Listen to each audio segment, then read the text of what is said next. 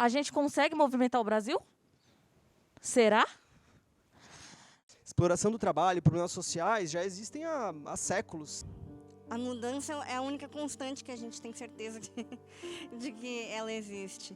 A questão é agora, qual é a mudança que a gente quer? A gente não acreditar que é capaz de acontecer a mudança, a gente desiste de viver. Nós lutaríamos por uma América Latina unida, por exemplo. Nós lutaríamos pela divisão das horas de trabalho sem redução do nosso salário. Hoje, as meninas poderiam estar aqui porque alguém poderia cuidar dos filhos delas. Alguém estaria desempenhando essa função social. Então, acho que essa segregação que você estava falando, do sistema capitalista, ela começa no momento que a gente se entende como, né, parte distante da natureza também, né? A cada momento que a injustiça ficar visível, né, que a opressão ficar visível, que a desinformação ficar visível, né? E, na minha opinião, o principal ponto de todos é a questão da oportunidade de educação para todo mundo. A minha cultura não diz que eu preciso de martírio para evoluir. O amor pode trazer evolução. O afeto pode trazer evolução. A gente não precisa de penitência nenhuma para evoluir. O tema de hoje é Um Outro Mundo é Possível. Estamos aqui num espaço de sensibilidades e troca de experiências. Convido agora duas pessoas de extrema coragem para compor comigo a roda central. Vem pra roda, cidadã. Vem pra roda. Vem pra roda. Vem pra roda. Vem pra roda. Vem pra roda, cidadã. Vem pra roda, cidadã. Vem pra roda, cidadã. Vem pra roda, cidadã.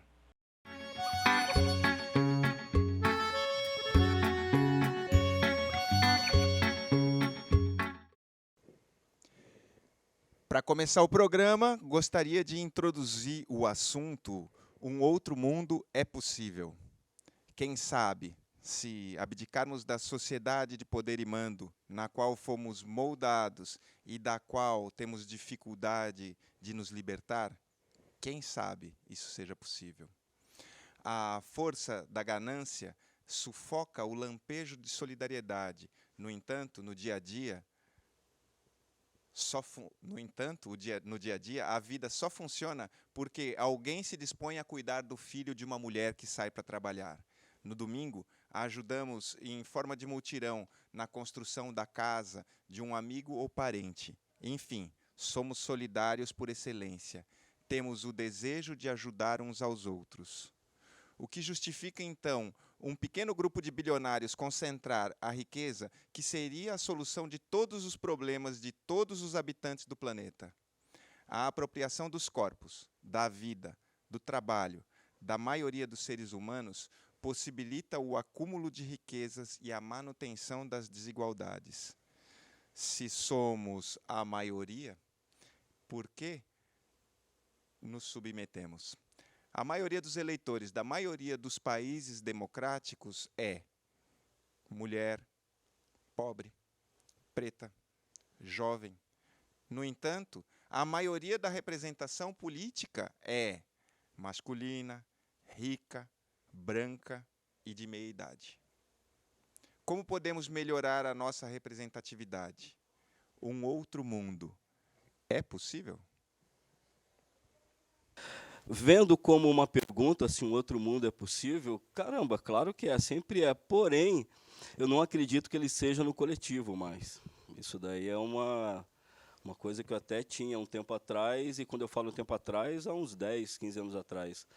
Hoje eu já não tenho mais. Essa minha visão, não sei se eu posso dizer mais pragmática, ficou mais acentuada, com certeza, de 2018, 2019 para cá, por vários aspectos. Agora, o que eu percebo é que, às vezes, a gente cria algumas confusões, né? Como, por exemplo, quando eu ouço alguém falar, eu tenho o direito, nós temos o direito de fazer isso, eu tenho o direito de fazer aquilo. Eu entendo como nós somos livres, nós temos a liberdade de fazer. Graças a Deus por isso, e ainda bem que ainda somos. Porém, o direito, aí eu já fico meio em dúvida, porque assim, quando que começa o seu e quando que termina o do outro? Quando que esse direito realmente vai ser bom para ambos ou só para você? Quando que esse que você chama de direito, ele vai ser dentro de um coletivo onde eu não me sinta inferior a nada, em nenhum aspecto, por ninguém, por nenhum sentido. Porque hoje eu vejo que é uma busca pessoal dessa evolução, não sei se é evolução a palavra, mas de um entendimento de você em relação ao outro, e no geral. Porque o que nos move é essa esperança de, em busca dessa sociedade melhor para todos, né? Claro que é uma utopia acreditarmos, né, numa igualdade plena. É uma utopia, porque nós vivemos um sistema capitalista. O sistema capitalista já prevê por si só, né, a separação, os conflitos, o poder sobre o outro, né? E nós já vivemos alguns séculos sobre esse sistema, né? Do capital determinar tudo. É o capital que determina, né, como é que a sociedade tem que se movimentar. E a gente sabe que esse sistema capitalista, ele é opressor, ele desagrega, ele traz sofrimento, ele é perverso. Agora, eu opto da minha liberdade de não dar a volta para esses caras, cara, de não olhar para essas pessoas, de olhar para o que está do meu lado. E o do meu lado não está legal, cara. Mesmo aqueles que estão em condições financeiras bem melhores do que eu, ou bem melhor que a maioria, não estão bem, tá ligado? Então eu vejo assim, se há um outro mundo possível, sempre há. Mas a escolha que a gente faz, eu não estou botando muita fé nessa escolha. Né, a partir da pandemia, a nossa saúde mental, não sei a de vocês, mas a minha está bem prejudicada, assim, né? No sentido de essas comunidades de apoio, de esperançar, de núcleos que a gente se unia, se via, se olhava no olho, né? Foi muito desvanecido, né? Foi muito prejudicado. Nem falar da intencionalidade governamental desse governo atual, que desmantelou o trabalho de base da educação popular e de outros aspectos e fez com que, justamente, quem estava mais precisando dessa galera unida junto lá, se fortalecendo, foi a que ficou mais prejudicada. Os abismos sociais aumentaram. Então, eu acho que nessa pergunta, eu estou o tempo todo numa oscilação. Qual que é o problema no mundo que a gente enxerga? É a forma como os seres humanos se relacionam entre si para sobreviver e como eles se relacionam com a natureza, né? E aí eu fiquei pensando, bom, essa forma, que tem um nome isso, né? Atualmente é o capitalismo. É o sistema que organiza como que os seres humanos vão se relacionar para poder sobreviver. E como eles vão se relacionar com a natureza para poder sobreviver. A gente precisa começar a pensar numa sociedade em que, ao invés de competir para poder sobreviver, a gente vai agir coletivamente. E a gente tem tecnologia e conhecimento para fazer isso. Nós, trabalhadores e trabalhadoras, somos quem toca a sociedade. A gente que abre as lojas, a gente que trabalha, a gente que produz as coisas, a gente que faz tudo. Então, por que a gente continua reproduzindo um sistema que nos oprime? Por que a gente continua se submetendo a trabalhar 8, 10, 12 horas por dia e ganhar o referente a 1 hora, e o resto fica com outra pessoa, que é o dono do lugar onde você trabalha? O Freire, né, ele fala que o opressor, né, a classe trabalhadora, oprimido, né, o oprimido, se ele não tem uma educação libertária, ele vai sonhar se tornar opressor. Então, isso se aplica muito a quem trabalha com crianças, quem trabalha com adolescentes, se aplica muito, sabe? Você vê a criança que mais sofre bullying, na hora que tem um poder, vai lá e faz bullying no outro, né? No momento que a gente sofreu, né, a gente sabe o que é essa dor, sabe o que é o preconceito e vai lá e reproduz, né?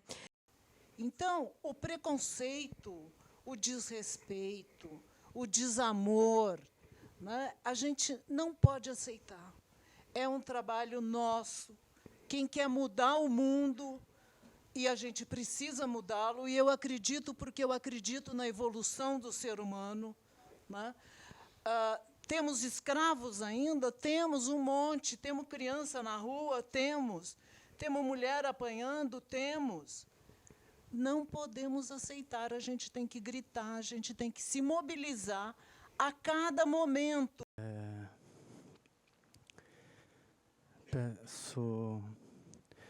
Peço licença a todas as pessoas que vieram antes de mim e que já pisaram nessa terra, aos povos originários, aos povos que foram escravizados e retirados de sua terra, à força. E acho que a gente ainda vive essa sequela. Eu acho que antes de mais nada, gostaria de agradecer a presença de Vanessa Cancian, que está em casa, cuidando de nossos 2 filhos, Iuna e Hiroko. Se não fosse a minha companheira estar em casa com meus filhos, eu não conseguiria estar aqui. Acredito que um mundo possível só pode ser possível se a gente olhar de fato para as memórias, se a gente olhar de fato para a história e se questionar também qual é a narrativa. Palavras ao vento são palavras ao vento, mas eis que estou aqui, num picadeiro. Eu, palhaço, sem minhas vestes. Mas quem que verdadeiramente me olha? Você consegue saber a minha memória? Nós somos explorados. A escravidão só mudou de nome. Nós continuamos sendo escravizados. A partir do momento que você é explorado e você não tem os mesmos direitos, que você sofre, né, uma série de privacidades por conta do capital, é porque ainda somos escravos. Pois as vestes que eu trago também geram uma identificação, também geram uma leitura de quem assiste. É por isso que a nossa cor de pele é tão maltratada. Por quê? Porque a gente ainda está nesse sistema colônia. E não vai mudar se a estrutura continuar piramidal. Não vai mudar. Se a gente não tiver memória para saber desse período escravocrata, desse período genocida. Eu começar dizendo que eu acredito, sim, num mundo melhor. Acredito que vamos conseguir, com muito trabalho, claro. E um trabalho que tem que vir de dentro da gente. A gente não aceitar tudo o que a gente está vendo aí. Então, o capitalismo, foi dito aqui, é bom? A gente aceita? Não, a gente não aceita, não serve para a gente. Temos que caminhar para o socialismo. Né? É a minha visão. A violência doméstica. Não podemos aceitar de jeito nenhum.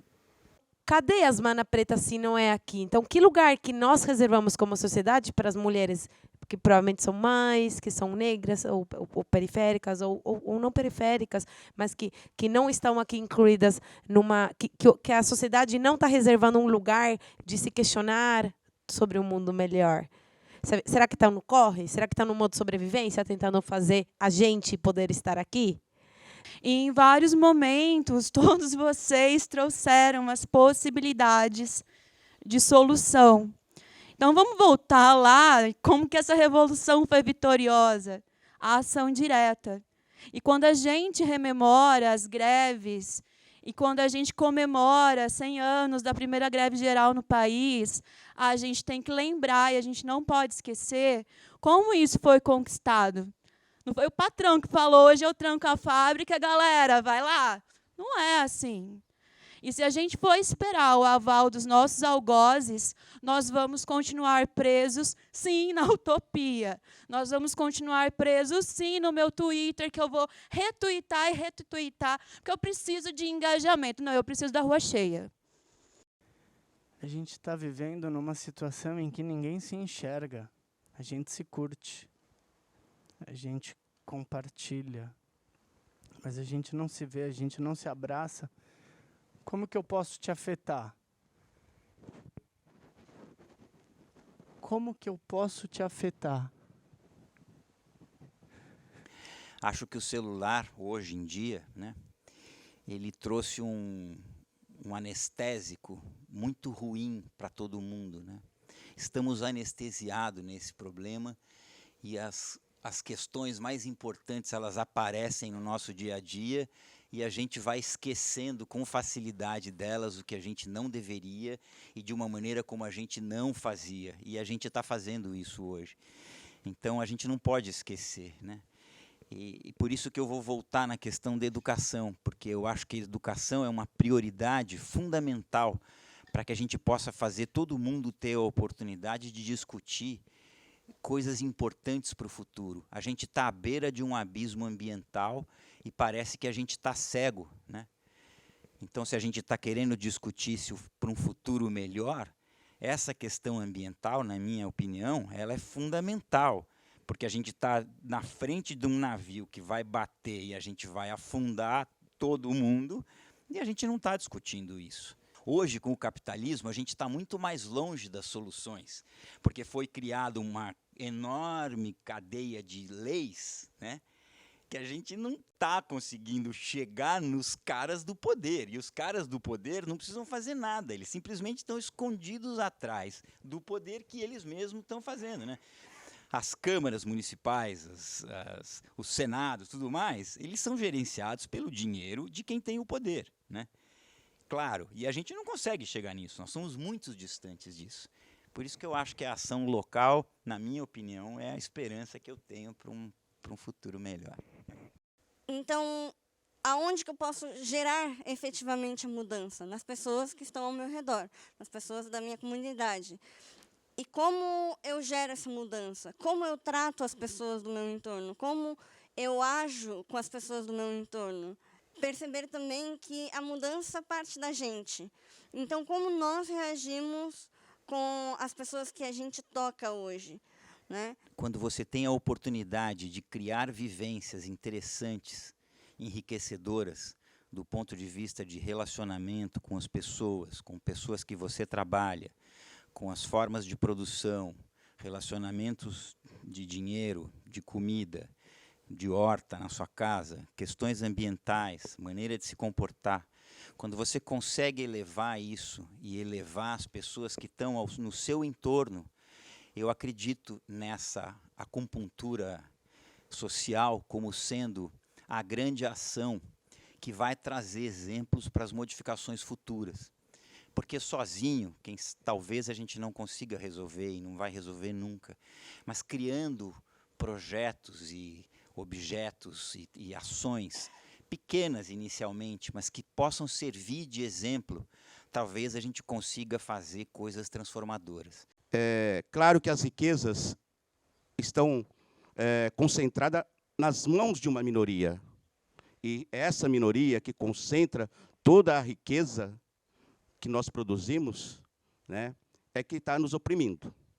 Enquanto essa riqueza não for distribuída, né, de uma forma mais justa entre a sociedade, a gente vai continuar, nós vamos continuar, né, a enfrentar ainda toda essa desigualdade, toda essa violência que a gente vê todos os dias acontecer no nosso país. Da mudança que a gente quer, por onde que ela começa? Não tem como a gente pedir mudança se a gente não muda, né? Eu acredito no socialismo e eu defendo. Eu luto por ele, eu luto pela construção dele cotidianamente, todos os dias. Não é difícil, por exemplo, eu que estou passando pela rua e vejo o petroleiro ali paralisado, parar e engrossar aquele movimento. Afinal, o petróleo afeta muito o meu bolso na hora que eu vou encher o meu carro, na hora que eu vou fazer uma compra no mercado. Então, se a luta do petroleiro, por exemplo, não for a minha, eu vou continuar reclamando que foi retaxado, retributado, mas eu não sei o que acontece debaixo do meu nariz na minha cidade. Se eu não participo da sessão da Câmara, porque, para mim, aquilo ali é uma bela de uma mentira, eu não vou conseguir me opor a todas as injustiças sociais que acontecem na minha cidade. Eu acredito que o início aí dessa mudança seja na geração de fazer eles lembrar a importância das greves, nas conquistas de direito. Hoje a gente vê uma greve acontecer, a gente vê meia dúzia de pessoas, ninguém se envolvendo. Assim, as pessoas não têm a consciência do que o povo, a geração há um século atrás, os direitos que a gente tinha, né? Porque até isso estão conseguindo tirar da gente. Mas foi conquistado através de muita greve, muita luta, muita morte. E as pessoas precisam reviver isso, precisam estudar história, precisam tomar consciência de classe e para perceber que que o poder está nas suas mãos e está no coletivo, né? Se eu não participo da vida política, independente de partido ou não, eu fico isolado. E esse isolamento é um ostracismo. Esse isolamento vai acreditar total na tia do WhatsApp, que falou que você vai receber o microchip quando você for vacinado. Então, quem sou eu nessa sociedade? O que eu quero nessa sociedade? O que eu, indivíduo, independente de ser professor ou não, posso fazer agora? E como eu mudo minimamente essas relações cotidianas? Se eu for esperar que alguém organize alguma coisa para que o que eu desejo aconteça, aonde está o movimento? Eu tenho que estar nele. Então, sim, um Brasil melhor sempre é possível todos os dias. A gente tem que se movimentar. E como a gente começar a pensar numa outra sociedade, baseada nas tecnologias e informações que a gente tem, numa sociedade em que não tenha classes, em que a gente possa cooperar para poder sobreviver. E dessa forma, o ser humano conseguir se desenvolver artisticamente, espiritualmente, tecnologicamente, cientificamente, religiosamente, todos os mentes possíveis, a partir do momento que a gente começar a se conectar entre nós e entre a natureza. Só para dizer que eu acredito mesmo que a gente tem condição de criar experiências transformadoras na formação dos seres humanos, porque eu só acho que a gente vai conseguir elevar os níveis de conversa e de relação entre as pessoas quando a gente conseguir transformar os seres humanos pequenos em seres humanos melhores, melhores no sentido de relação, de serem mais afetivos, de se relacionarem de uma forma mais interessante, entende? Então essa acho que é a minha luz aí, que eu acredito nisso. Qual é o tempo de um luto? Qual é o tempo de uma transformação?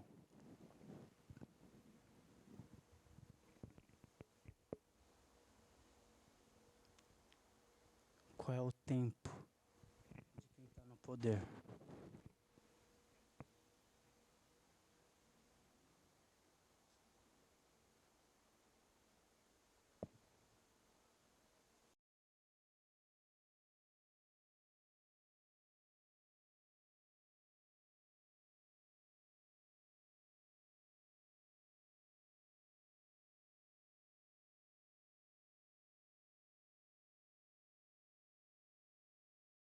A pergunta é se ainda se é possível um mundo melhor. Eu acho que sim. Eu acho que se todos se unirmos, deixarmos de ser influenciados, né, por esse governo que está aí agora, que influenciam as pessoas a xingar, né, as falas do nosso presidente nessa pandemia aí, meu Deus, horrível. E para a gente caminhar, eu acho que a gente deve se unir, sim, não fechar os olhos, parar o racismo, homofobia, escravidão, que ainda existe, né? Eu acho que, sim, é possível um mundo melhor e é fora Bolsonaro. E eu luto para um Brasil melhor, para um mundo melhor. Se eu estou aqui, né, é para ver o Bozo fora, né? Então, fora Bolsonaro. Vou falar bem rapidinho. Só queria dizer que eu acredito sim num Brasil melhor e que não depende só de uma pessoa, né? Depende de várias, de todo mundo, para isso acontecer. Só isso. Agradecemos muitíssimo a presença de todos, todas e todes que nos acompanharam até agora. Se estão curtindo este conteúdo, por favor, ajudem a impulsioná-lo. Curtam, comentem, compartilhem, inscrevam-se no canal, ativem o sininho. A nossa conversa só começou. Aí nos comentários você pode deixar ela do tamanho que você quiser e a gente segue com essa prosa. Muitíssimo obrigado e até a próxima.